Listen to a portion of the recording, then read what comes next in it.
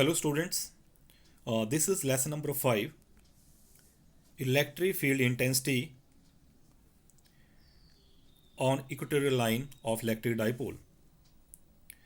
पिछले लेसन में हमने किया electric field intensity axial line पे कैसे फाइंड आउट करनी है, उसका फार्मूला कैसे ड्राइव करना है. इस वाले लेसन में हम सीखेंगे कि electric field intensity equatorial line, electric dipole की इक्वेटोरियल लाइन पे कैसे फाइंड आउट करनी है. सो इसमें first of all consider the electric dipole, this A B, this is minus Q charge, this is plus Q charge. अब इसमें equatorial line क्या होगी या इक्वेटोरियल प्लेन क्या होगा. Suppose you draw the perpendicular bisector of this AB, that is the line joining AB. In charges को के जो पॉइंट्स हैं इनको ज्वाइन करने वाली लाइन का जो परपेंडिकुलर बाइसेक्टर है वो इस तरह से आएगा. और प्लेन की बात करते हैं तो plane will be also perpendicular to this one.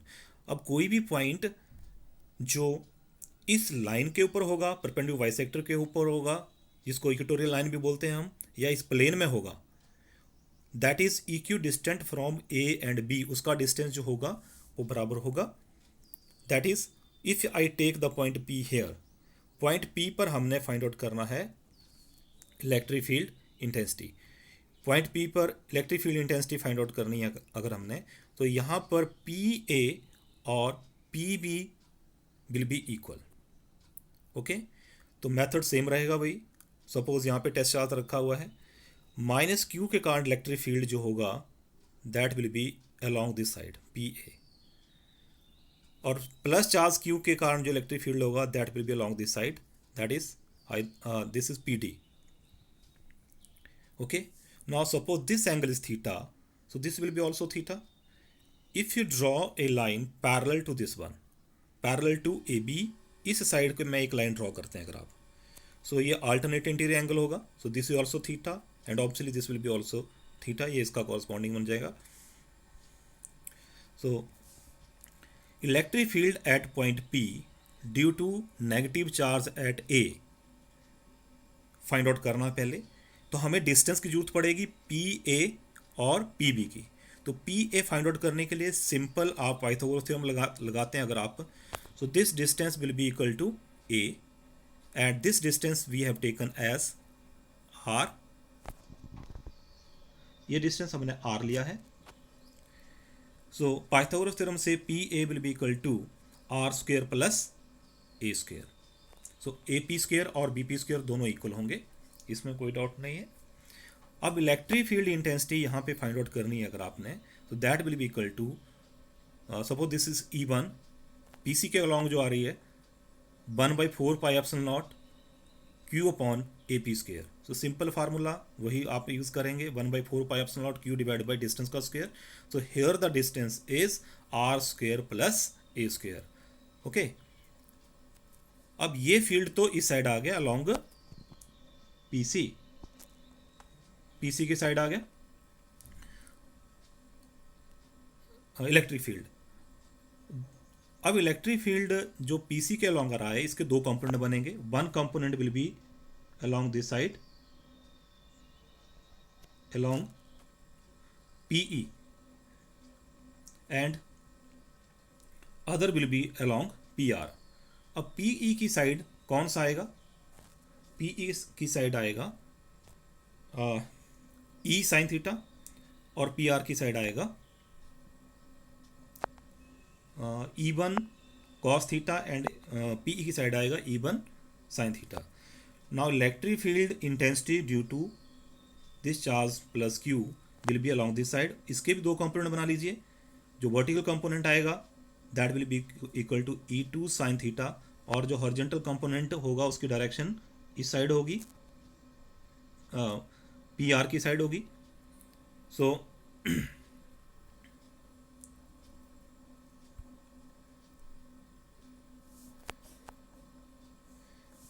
Okay, now इधर जो कंपोनेंट आ रहा है, ऊपर की साइड जो कंपोनेंट आ रहा है that is E2 sine theta, और वर्टिक डाउनवर्ड जो कंपोनेंट आ रहा है that is E1 sine theta. Okay, so E1 हमने फाइंड आउट किया ये। इसके बाद अब हम कंपोनेंट शो कर देंगे, इसके कंपोनेंट फाइंड आउट किए और E2 की वैल्यू निकालेंगे 1/4 pi epsilon nought Q divide by BP square. So 1/4 pi epsilon nought Q divide by R square plus A square. तो यहाँ पर अगर आप दोनों फार्मूलों को देखते हैं तो you will find E1 is equal to E2। Magnitude दोनों का इक्वल है, दोनों की वैल्यू सेम आ रही है, तो E1 और E2 सेम है। फर्क क्या है दोनों में? सिर्फ डायरेक्शन का। ओके, तो इसका जो कंपोनेंट आ रहा है यहाँ पर E1 का कंपोनेंट अलोंग एक कंपोनेंट PR के अलोंग है, that is E1 cos theta, और दूसरा जो E2 का कंपोनेंट है वो भी इसी डायरेक्शन में है, तो दोनों का सेम डायरेक्शन है। तो नेट फील्ड निकालने के लिए हमने क्या करना है? नेट रिजल्टेंट फील्ड निकालने के लिए E will be equal to E1 cos theta plus E2 cos theta.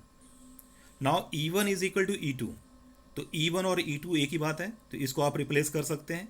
So it will become E1 cos theta plus E1 cos theta, that is 2 E1 cos theta. Now this is 2 E1 cos theta, E1 की value यहाँ डाल दीजिए, you will get the formula. तो यहाँ पे आ गया 2 E1 is equal टू 1/4 pi epsilon nought Q divide by R square plus A square at cos theta. cos theta you will find out from the triangle, that is OA by AP। Simple value आप उसमें निकालेंगे, base upon हाइपरन्यूज लगा करके triangle से value निकाल लीजिए।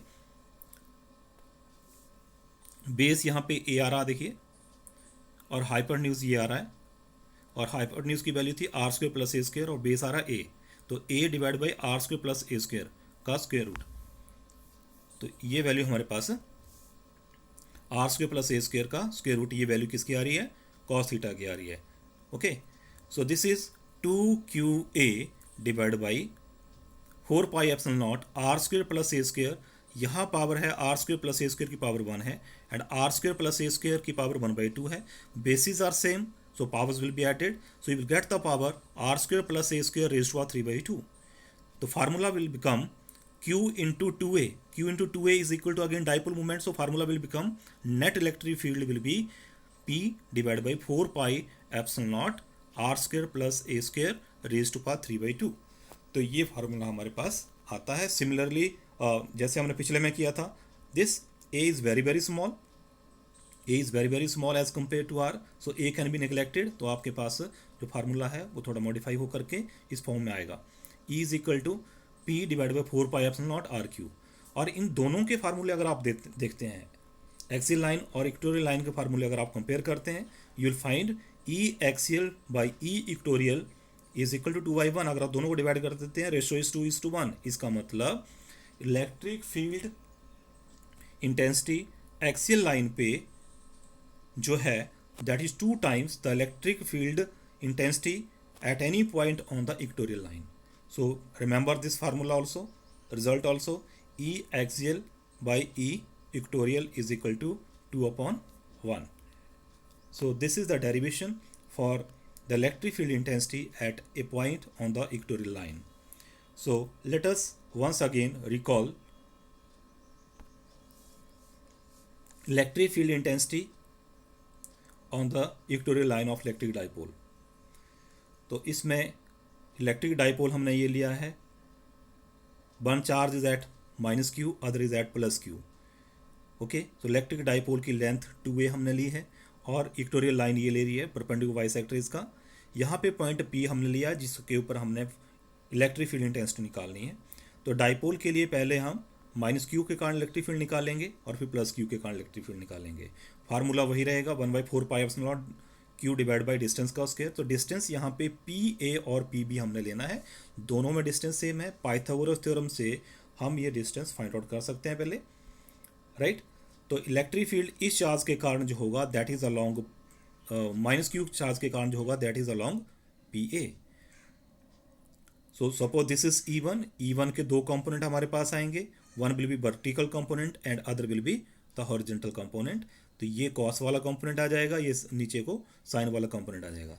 इस तरह से इलेक्ट्रिक फील्ड इंटेंसिटी हम +q चार्ज के कारण फाइंड आउट करेंगे, और that will be along this side, along PD. तो PD के दो कंपोनेंट आएंगे, vertical component will be equal to, suppose this is E2, तो E2 साइन थीटा और हॉरिजॉन्टल कंपोनेंट ये दोनों के, ये हॉरिजॉन्टल कंपोनेंट एक ही साइड आ रहे हैं लेकिन ये अपोजिट आ रहे हैं। डाइपोल मूवमेंट जो की डायरेक्शन ये है, लेकिन इसकी डायरेक्शन जो आ रही है दोनों की वो इस साइड आ रही है। तो नेट इलेक्ट्रिक फील्ड जो आएगा वो इस डायरेक्शन में आएगा, opposite to the direction of the dipole movement, right.